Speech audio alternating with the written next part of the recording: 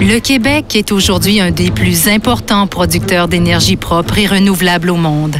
Ses installations sont gigantesques et son potentiel est immense et diversifié. C'est Adélard Godbout qui a marqué le premier pas de cette longue marche que nous poursuivons aujourd'hui.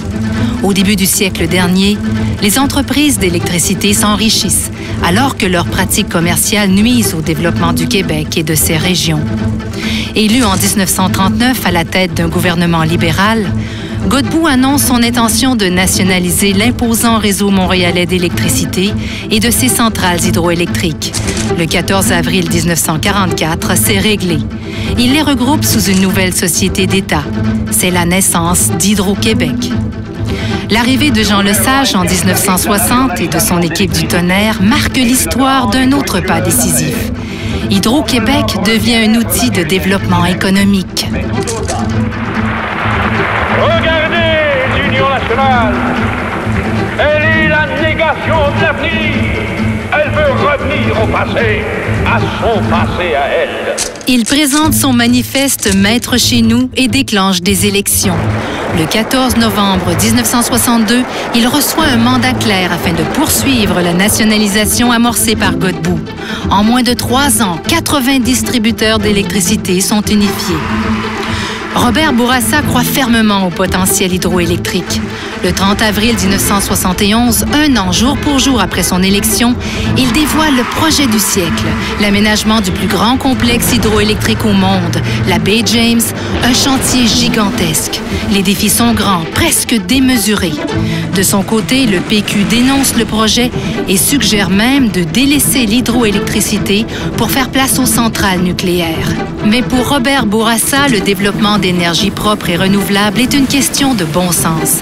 Après plusieurs années de règne péquiste, il faudra attendre l'arrivée de Jean Charest en 2003 pour qu'enfin renaissent les grands projets énergétiques au Québec.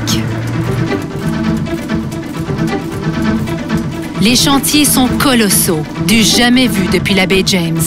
Jean Charest développe et diversifie les sources d'énergie de sorte que 95% de l'électricité produite est propre et renouvelable. Le 27 septembre 2008, Jean Charest propose aux Québécois de faire un nouveau pas en avant. Il dévoile l'ambitieux Plan Nord, étape ultime du nouvel espace économique qu'il développe pour le Québec. Et c'est le plus important repositionnement du Québec depuis les 20 dernières années, depuis le débat sur le libre-échange qu'avait mené Robert Bourassa. This vision is about a response to the challenges we face. And now, the time has come for us to go a step further. Il propose de développer les nombreux potentiels du Nord québécois, miniers, énergétiques et récréotouristiques, tout en protégeant une large partie de ce territoire. La vision est claire, les projets sont concrets. De nouveaux travaux débutent, dont ceux de la Romaine au printemps 2009, un des plus importants chantiers au monde. La Romaine, c'est parti. Des milliards de dollars sont investis, des milliers d'emplois sont créés. De Godbout qui a créé Hydro-Québec à Jean Lesage. Lesage qui a fait la Révolution tranquille et la nationalisation de l'hydroélectricité. À Robert Bourassa qui a fait la baie James.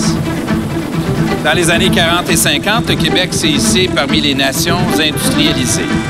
Dans les années 60 et 70, le Québec s'est hissé parmi les nations modernes.